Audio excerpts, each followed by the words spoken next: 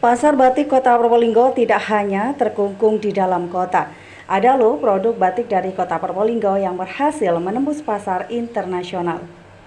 Inilah Purwo Batik yang didirikan oleh pria bernama Niko Sawiji. Niko menyelami dunia batik sejak tahun 2012.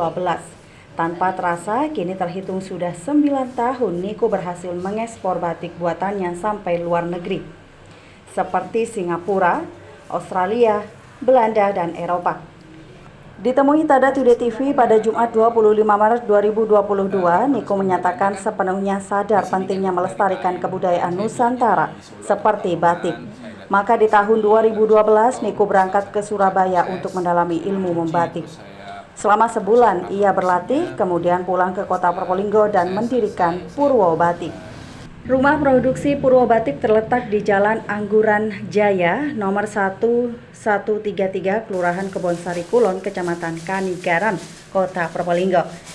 Rumah produksi ini tak hanya mengolah kain batik, kini sudah tersedia baju, sarung, selendang, dan jenis pakaian lainnya.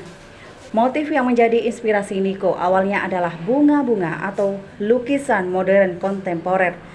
Lalu Niko beralih ingin mendesain batik dengan ikon-ikon yang ada di Probolinggo, seperti Barung yang akan segera ia rilis sebagai koleksi limited edition. Proses pembuatannya menurut Niko sama dengan pembatik lainnya, hanya saja untuk mencanting biasanya dikerjakan di rumah masing-masing karyawan. Niko melukis sendiri motif batiknya dan turun langsung untuk proses finishing. Karyawannya hanya sekitar 2-3 orang. Jika produksi banyak, karyawan bertambah sampai 8 orang. Tentang pelatihan digital marketing bagi para pembatik yang diadakan bersama Dinas Pemuda Olahraga dan Pariwisata pada 7 Maret 2022, Niko merupakan inisiatornya. Ia mengajak Dispopar untuk melakukan pelatihan bersama pembatik Kota Probolinggo. Menurutnya, pembatik Kota Probolinggo harus melakukan apa yang sudah ia capai, dan ia menuturkan berkat pemasaran digital usahanya menjajaki pasar internasional. Untuk digital marketing sendiri, saya sudah melakukannya dari tahun 2016 ya, 2015 ya. Saya sudah melakukan, saya melalui Facebook, Instagram. Terus kemarin waktu awal-awal TikTok muncul itu saya pakai TikTok gitu ya.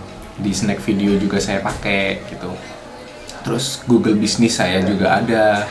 Jadi semua akses digital itu kami gunakan karena memang sudah eranya kita itu untuk pemasaran digital gitu. Nah, kemarin ada pelatihan dari Dinas Pariwisata itu pemantapan lagi.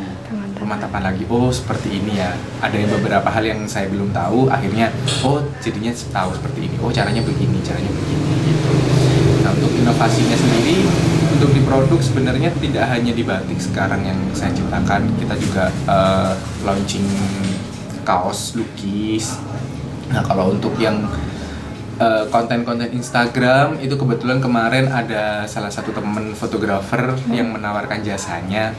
Ayo mas, fotonya produknya saya fotokan. Nah, itu kebetulan itu ada yang memotokan, akhirnya konten Instagramnya bisa sedikit berubah. Oke. Meski sudah tahu kiat-kiatnya, Niko mengakui ternyata masih ada beberapa hal yang harus ia lakukan. Mengikuti pelatihan, memberi bekal tambahan untuknya. Niko juga dipercaya untuk memegang akun Instagram untuk pemasaran pembatik Kota Probolinggo. Namun, ia menuturkan pembatik jarang bahkan sama sekali tidak mengirim konten padanya. Ia berharap batik Probolinggo bisa terus berkembang, sehingga masyarakat luar bisa tahu ciri khas batik Probolinggo yang terkesan asik dan simpel dengan warna-warna terang. Ia juga mengharapkan agar pasar kembali normal, sehingga penjualan batik juga bisa ikut kembali normal. Kalau untuk pendapat batik di Kota Probolinggo sebenarnya perkembangannya sangat dinamis dan sangat cepat ya. Pemasarannya juga bagus. Dari beberapa teman-teman yang dulunya stagnan motifnya gitu-gitu, sekarang sudah bisa dibilang berkembang ya, sudah bisa berkembang dan sudah punya penggemar di luar gitu. Ketika pameran itu kita datang, kita buka stand di luar kota pameran itu sudah, ini batik Probolinggo ya. Jadi sudah ada beberapa fans lah kasarnya yang terkenal dengan warnanya yang gonjreng, dengan motifnya yang simple tapi asik gitu. Karena memang sekarang kondisi pasar batik seluruh Indonesia, tidak hanya di Probolinggo, sedang lesu, sangat-sangat lesu. Kita berharap segera kembali normal, kita lebih bebas lah berkarya. Kalau misalkan saat ini kan kita berkarya, oke, kita berkarya, tapi kita kadang suka mikir gitu, ini kita gimana ya ke depannya gitu, masih bisa bertahankah dengan kondisi seperti ini. Kalau misalkan ini segera berakhir, segera normal, kita semua akan lebih bebas lagi berkarya, lebih dalam lagi mengeksplor apa yang ada di dalam batik itu. Karena apa? Batik itu semakin diselami, semakin kita tuh merasa kurang, seperti itu.